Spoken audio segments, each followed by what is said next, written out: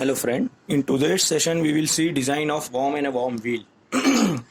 The question says design a worm and a worm wheel to transmit a power of 11 kilowatt with input speed of 1440 rpm and reduction ratio 15. The gears is used to work for 12 to 14 hours per day with heavy duty. So first of all we will write what is given to us. A power of 11 kilowatt is to be transmitted using a worm and a worm wheel. In case of a worm and a worm wheel, the reduction is on a higher side. Here it is given as 15. For the study purpose it can go up to 125, 150.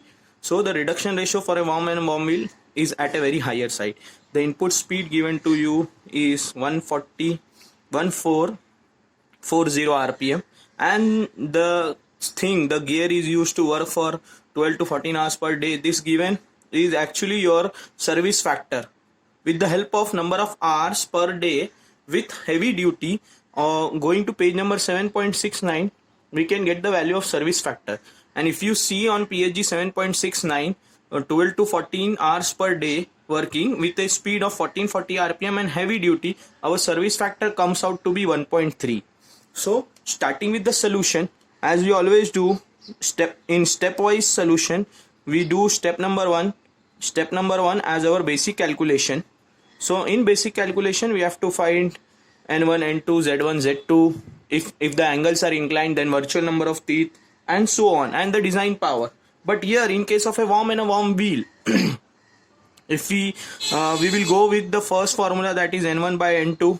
So we have the value of I as 15 and n1 as 1440 rpm. After substituting on these two values, we will come to the output speed as 96 rpm. Now as we used to calculate z1, this problem, basically the design of worm and a worm wheel, is somewhat different than the normal design of a spur gear, helical gear and a bevel gear. Here in this case, number of teeth on the pinion we used to take for helical gear, spur gear and a bevel gear. But in case of a worm and a worm wheel, Z1, the minimum number of teeth on the worm, this is not the case in case of a worm and a worm wheel. Here this Z1 stands for number of starts for a worm. If you can see with the diagram in your PSG, number of starts, PSG page number 8.43, 8.44, all the properties for a worm and a worm wheel are given. As we used to see 8.22 for spur gear, helical gear, 8.38 for the bevel gear. Here in case of a worm and a worm wheel, you have to see 8.43 and 8.44. Number of start means a number of teeth of the worm which is kept engaged with the worm wheel for the entire process, entire rotation. Or you can say when it is in stop condition also, the number of teeth is engaged with it. So this number of starts, if you can refer with your PSG 8.434445, there it is written that this number of start can be in the range of 1 to 4. This is mentioned in the PSG. It can be in the range of 1 to 4. So number of start means the number of teeth of the worm which is engaged for the entire rotation with the wheel is, it can be 1, 2, 3 or 4, and the number which is engaged must be a complete teeth, not a half teeth. So complete teeth means the entire teeth on both the side, it should be touching your worm wheel teeth, right? So we can take this as 3. Since it is in the range of 1 to 4, we are taking number of starts for the worm as 3. Then we will use our basic formula Z2 by Z1 and we will get the value of number of teeth on the worm wheel. Here number of teeth on the worm wheel it is. And the wheel is a type of helical gear only, right? It can be a type of helical gear, it can be a type of a spur gear depending upon the inclination of your teeth on the worm, right? Now you have to check one condition in this case, and the condition, you see the condition mentioned on 8.52. The condition says Z1 plus Z2 must be greater than 40. If this condition is violated,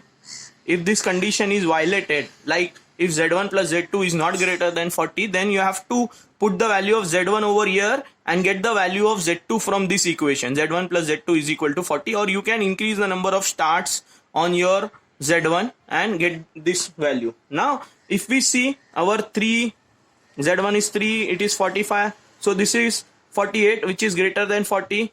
Therefore our condition is satisfied. Therefore the condition in our case is satisfied. So we will move on. So this condition is satisfied. That means we are going in a right direction. So number of teeth for us will be 3 and number of start will be 3. Number of teeth on the worm will be 45. This is done. Now since our wheel is a type of a helical gear, we need to find virtual number of teeth on the worm wheel. And in case of a worm and a worm wheel, we have to always design for the worm wheel and check for the worm wheel, as we will be taking wheels material on a lighter side, because construction of a wheel is easier as compared to construction of a worm. So if we take a lighter material for the worm, it will break, and construction as well as the cost required will be more. So we will keep worm wheel as the lower lighter material, so that if it breaks in case, it can be easily replaced and the cost required will be less. So the teeth virtual number of teeth, the formula, if you can see, it is Z2 upon cos cube beta, which is given on, which we have already seen on 8.22. This formula is there. So now since we are not being given about the beta, we can assume beta. As 15 degrees. So your virtual number of teeth comes out to be 49.93. This is our pure assumption. This we will check in the later step, right? So we will move on. Now as we are done with number of teeth, speed, number of teeth and virtual number of teeth, we are left with design power, which is to be calculated in first step. So design power is power given into service factor. Power given is 11 kilowatt, as well as the service factor given is 1.3. So your design power comes out to be 14.3 kilowatt. This is your design power. Henceforth this power will be used for designing of the worm and a worm wheel. So moving on to the next step. In this case of a worm and a worm wheel, the next step is finding lead angle and helix angle. These are very two important angle in case of a worm and a worm wheel. See, the beta 2 which we have assumed is actually nothing but beta 2, which is your helix angle for your helical gear, which is a worm and a worm wheel. Wheel is a helical gear. So if you can see with your PSG 8.43, as I already said you, all the solution, all the formulas are given on 8.43. Lead angle is denoted by gamma 1 and the formula is given on 8.43, that is Z1 by Q, where Q is diametral factor. We have Z1 as a number of starts. We want this lead angle. This is known as lead angle for a worm, and helix angle will be beta 1. Okay? So your lead angle will be gamma 1, your helix angle will be beta 1. Same thing which can be done for a worm wheel, right? So we have Z1, we need to find Q. Q is a diametral factor, which you can see from table 8.45. On PSG 8.45 at the bottom there is one table given based on number of starts and the beta which we have selected 15 degrees. By corresponding that, you can get the value of Q as 11. After getting the value of 11, while we will substitute Z1 Q and take the tan inverse, we will get gamma 1 equal to 15.25 degrees. That means our assumption of beta, that is 15 degrees, correct. Why it is correct? Since lead angle of worm is equal to helix angle of a wheel, that means your gamma 1 will be equal to your beta 2, which is our assumption as 15 degree. Gamma 1 comes out to be 15.25 degrees, which is very approximately equal. Therefore our assumption is correct that our beta 2 is 15 degree. So this is what we were supposed to calculate. Also we want to get the beta 1. We got gamma 1, and that is equal to beta 2, but we want beta 1. So we will move on to the beta 1. Your beta 1, as you can see from the diagram on 8.43, the diagram shows your gamma 1, that is your lead angle plus your helix angle will be equal to 90 degree. If you can see carefully with your diagram on 8.43, this way it is shown. This is your gamma 1 and this is your beta 1. So this 2 equals to 90 degree. We have gamma 1, so we can find out the value of beta 1, that is 90 minus gamma 1, which comes out to be 74.75 degrees. The most important aspect over here is the lead angle, which gives you the helix angle for the worm wheel. Okay, so this is all about your step number 2. Now we will move on to step number 3, that is your material selection.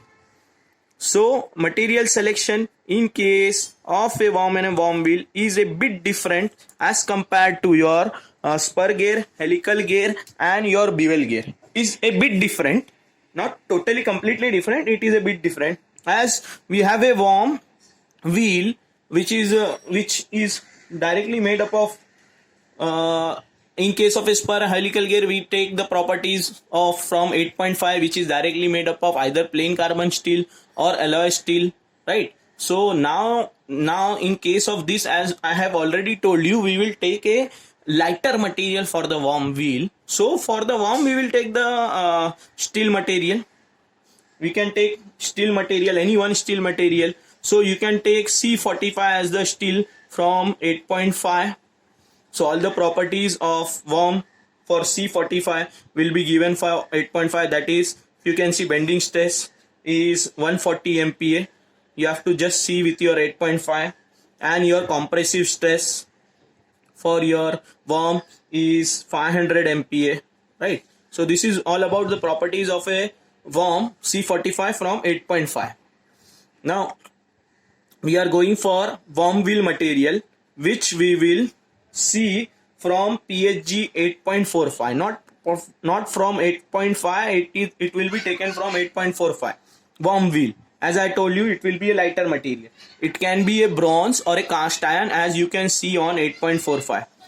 8.45 there are two materials, that is bronze or cast iron. Now if we select bronze, again we have to select the manufacturing process. The manufacturing process or the casting process is chilled bronze.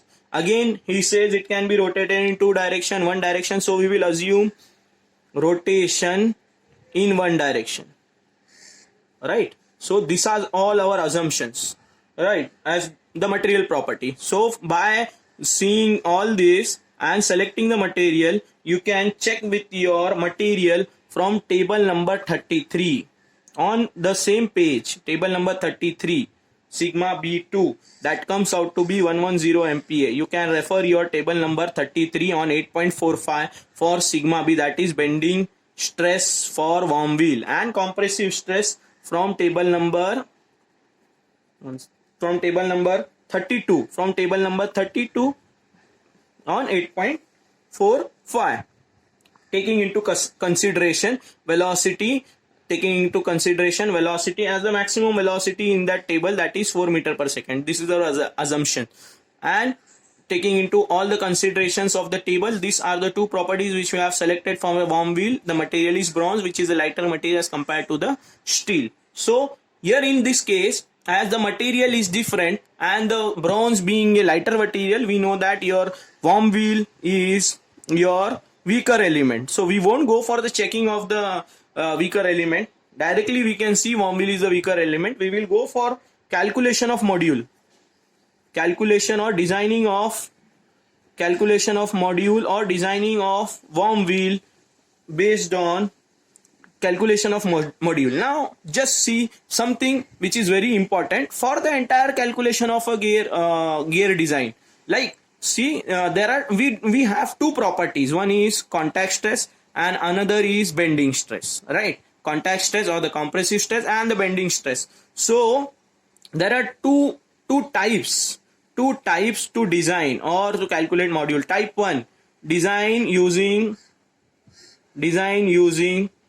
compressive stress. This is the thing we used to do in helical gear, spur gear, like 8.13 we used to design and we used to check from 8.13a.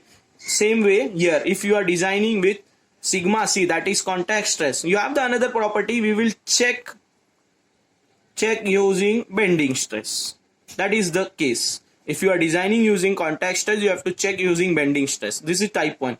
Type 2, it can be vice versa. Design using bending stress, check using compressive stress. Type 2, vice versa. It is very similar. It is vice versa. If you are designing using one of the stress, you have to check with the another stress. If you are designing with the second stress, you have to check with the first stress. Same way you can do your calculation of the module. All the properties for this calculation are again given on 8.44, all the formulas. And if you want some additional formula, that is given on 8.43. 8.44 you have the formula for contact stress, bending stress, module, and so on. What we will be doing is we will be using type 1, and that is we will be designing using contact stress and checking using bending stress. So if you can see, the formula of A is given to you based on contact stress. This is the formula which I am just copying from 8.44 cube root of 540 upon Z2 by Q into sigma C square, sigma C2 the whole square into MT. Since we are designing for the worm and a worm wheel, every now and there I am writing 2 as the suffix for the properties. So now if you can see, we have Z2, we have Q, we have sigma C2. The only thing which we are left is MT2. See, we are designing using contact stress. Designing using contact stress means in your formula there should be some contact stress substitution. So if we go for the module or torque of the worm wheel, we have the formula, that is design power into 60 divided by 2 into pi into N2. After substituting the values of power, the torque comes out to be 10⁶ Newton mm. As we are solving in Newton mm, I have converted it into Newton mm. Right. So this is what we are getting. After substituting all the values of Z2, Q, sigma C2, MT2 from the previous steps, we get our center distance to be approximately 528 mm. So now as we have written calculation of module, but what I got is a center distance. So I can use another formula of center distance from 8.43. 8.43, there is one more formula for center distance which says it is 0.5 times mx. This is your module into q plus z2 plus 2 times x. So this is your nothing but the axial module or the transverse module. These are one and the same. So if we consider x to be 0, that is the correction factor. From 8.43, correction factor as 0, these terms will go on and it will become 0. And after substituting a as 528, you can reach to your mx, that is your axial module, and that comes out to be something around 18.86 mm. And your axial module is nothing but your transverse module. They both are same. So this is your 18.88. And from the series, preferred series, standard values of module, if you go and check with your 8.2, you can see that your axial module or your transverse module we can select as 20 mm from there. So this is your final answer of module selection.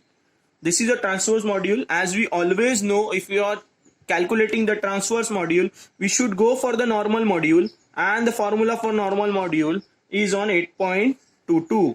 So your normal module is equal to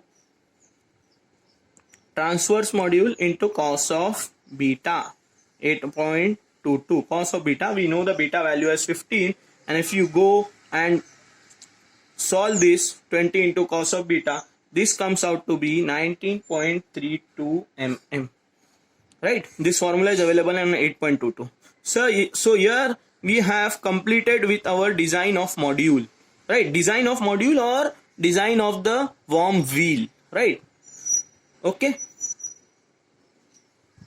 Thank you for watching.